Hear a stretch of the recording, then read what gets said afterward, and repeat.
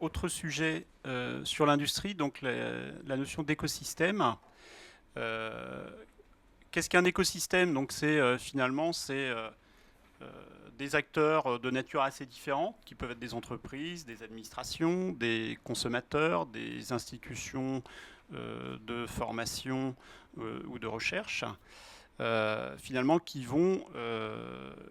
et cette association, elle peut être finalement géographique ou non géographique, elle est souvent géographique, qui vont coopérer avec un objectif commun et qui vont coopérer. Et ce qui est intéressant, c'est qu'ils vont aussi s'affronter. Ça veut dire qu'on peut retrouver dans cette notion d'écosystème des concurrents, d'accord, mais qui finalement estiment que leur intérêt, l'intérêt général, finalement, est supérieur. L'intérêt général de l'écosystème est supérieur donc à la somme de leurs intérêts propres.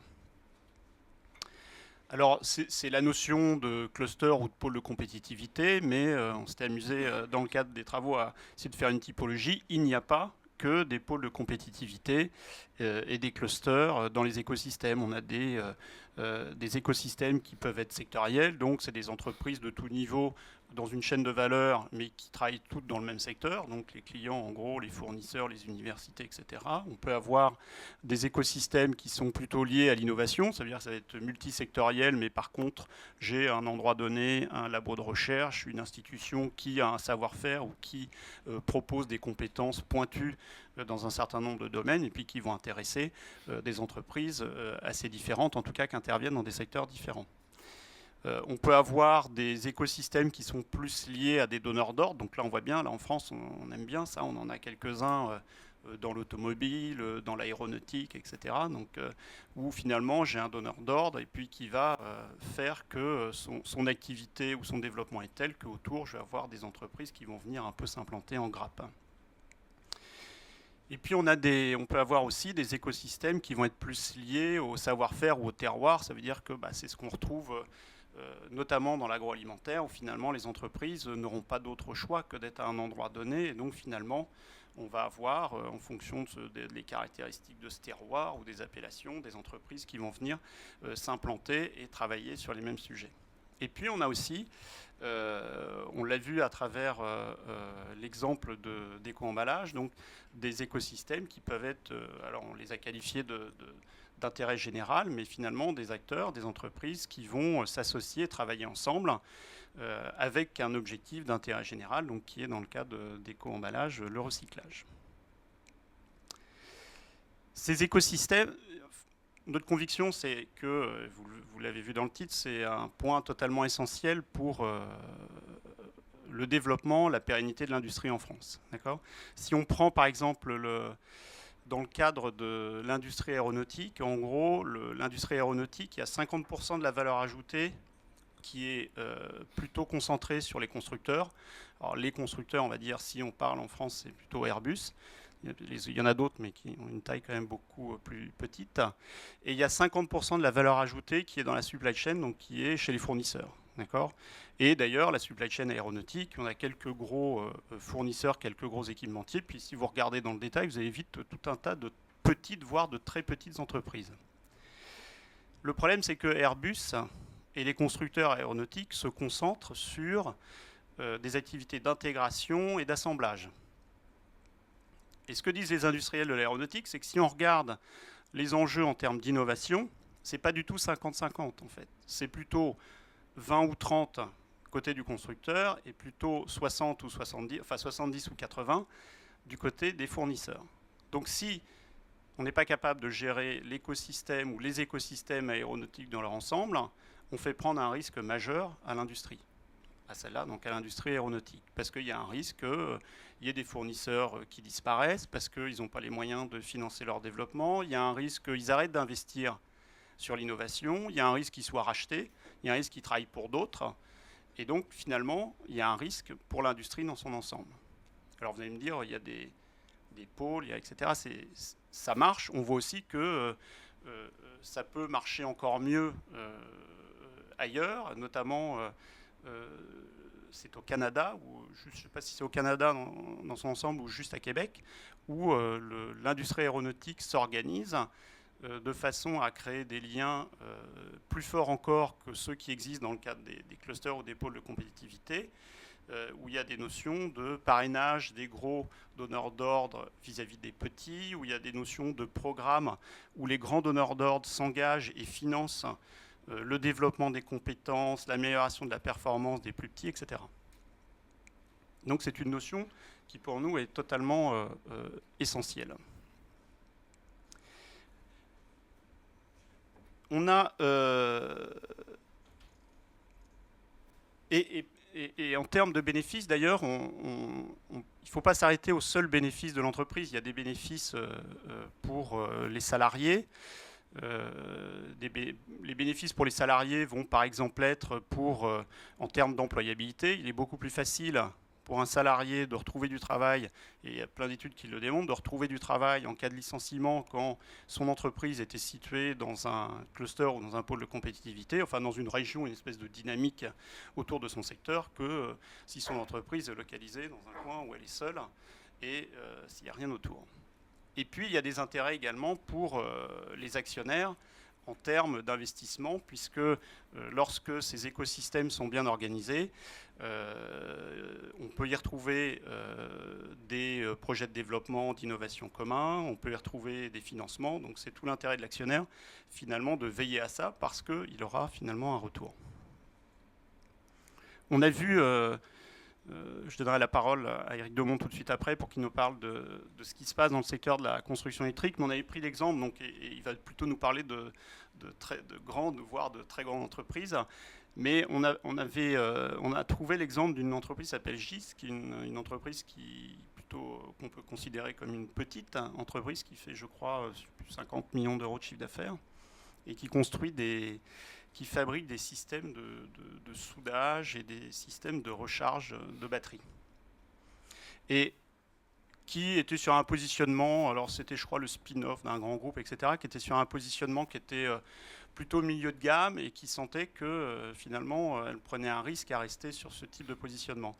Et en fait ce qu'ils ont fait, c'est que ils ont analysé finalement le marché, ils ont analysé leurs concurrents et ils ont été s'implanter pour une partie de leurs activités de R&D en Allemagne, parce qu'ils savaient pertinemment que c'était en Allemagne qu'ils pourraient capter des idées d'innovation, qui pourraient faire tester leurs produits par leurs distributeurs, qui pourraient avoir des échanges très fluides avec leurs distributeurs et leurs clients pour finalement monter en gamme et proposer une offre qui est maintenant plutôt sur le haut du marché. Je vais peut-être d'ailleurs du coup, Eric, vous laisser nous parler un peu du marché de la construction électrique. Merci François.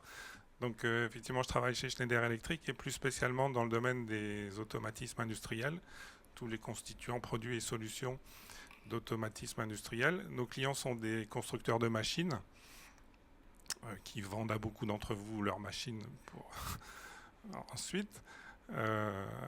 Donc à ce titre, les marchés les plus importants dans le monde sont l'Allemagne, le Japon, et puis de plus en plus maintenant, bien sûr, la Chine, le Brésil, la Turquie, l'Italie aussi. La France, pas trop. Donc nos challenges sont clairement à l'international pour nous. Nos concurrents majeurs sont allemands et japonais. Et en effet, parmi leurs avantages concurrentiels, leurs écosystèmes sont clairement pour eux des manières de se différencier vis-à-vis des clients. Donc leurs écosystèmes, c'est leur relation privilégiée avec leurs clients constructeurs de machines qui sont bien souvent les leaders dans leur domaine et qui leur apportent, qui les aident à construire leurs solutions et qui drivent leur roadmap produit. Dans leur écosystème, on trouve aussi leurs fournisseurs, on trouve aussi les universités, ils travaillent beaucoup avec les universités, on trouve tous les groupes de normalisation. Les Allemands sont très forts pour travailler ensemble dans des groupes de normalisation en allemand d'abord, et puis ensuite ils arrivent dans les instances internationales avec des documents qui sont déjà parfaitement bien ficelés. Donc voilà le genre de savoir-faire qu'ils ont développé dans le cadre de leurs écosystèmes et qui leur donnent ces avantages concurrentiels. Et donc, face à ces concurrents et leurs écosystèmes, notre challenge, petit français, c'est de redévelopper des écosystèmes qu'on a laissés plus ou moins péricliter au fil des années.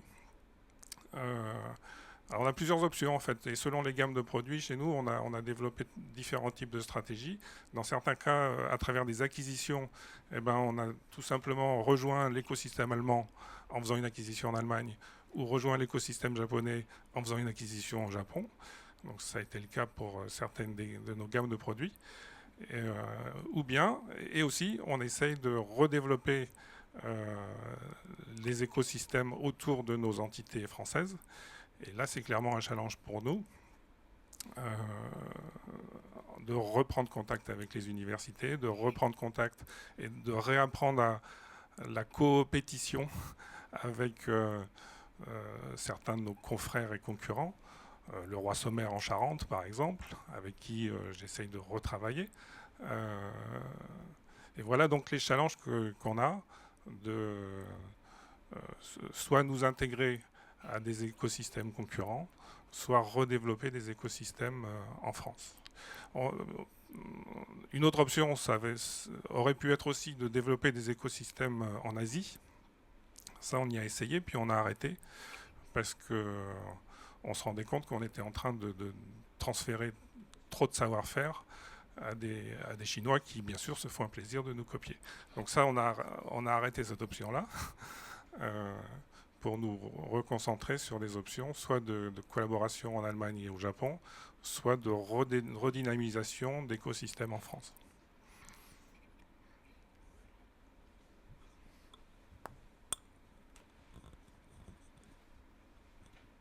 Enseignement, donc le problème c'est que cette intégration, et pour qu'elle réussisse, ça requiert, ça nécessite finalement que les entreprises soient actives. Ça veut dire que c'est pas juste je vais vous donner un exemple sans donner de nom, mais une entreprise qui met en avant un terroir, une région, une zone géographique pour vendre ses produits. On n'est pas dans une... Et qui fabrique ses produits, si ça existe, je ne sais pas si... Et qui fabrique ses produits en Tunisie, en Chine ou au Vietnam, on n'est pas dans une notion d'écosystème. Ça veut dire que il faut qu'il y ait des échanges qui se passent un peu dans les deux sens. Donc il faut donner, et puis ensuite peut-être qu'on recevra.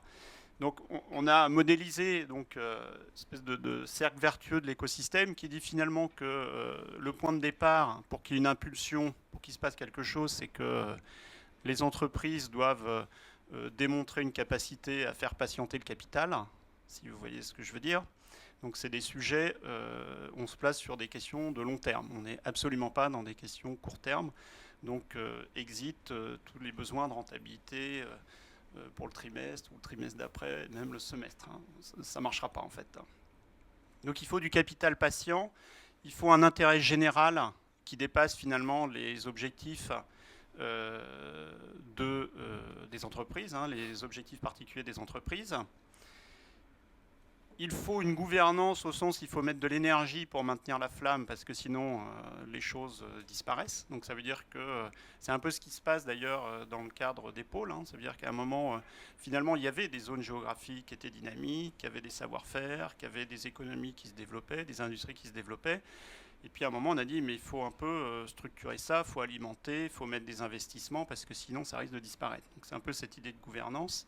Et puis la dernière question, le dernier point clé, c'est il faut qu'il y ait un équilibre finalement entre ce que les entreprises vont donner et ce qu'elles vont récupérer. Ça veut dire qu'elles vont donner du temps, elles vont mobiliser des dirigeants, elles vont investir, et en échange, effectivement, elles auront accès à des ressources qualifiées, elles auront accès plus facilement à leurs fournisseurs, aux clients, etc. Les questions clés sur les dirigeants, je pense que c'est... alors il y a des entreprises qui se posent ces questions-là, mais finalement il y en a assez peu. Les dirigeants devraient par exemple se poser la question de savoir dans quels écosystèmes ils sont ancrés. et est-ce qu'ils y sont solidement ancrés? C'est quelque chose qui pourrait être valorisé. Ensuite, ils devraient se poser la question de leur contribution donc, au développement, à la pérennité de leurs écosystèmes, parce qu'ils peuvent être plusieurs. Que fait mon entreprise pour contribuer à l'intérêt général? Et puis, se poser la question, c'est un peu ce qu'on disait tout de suite, sur les échanges de valeur entre l'entreprise et l'écosystème. Qu'est-ce que je mets et qu'est-ce que finalement, en retour, cela m'apporte d'être intégré dans cet écosystème.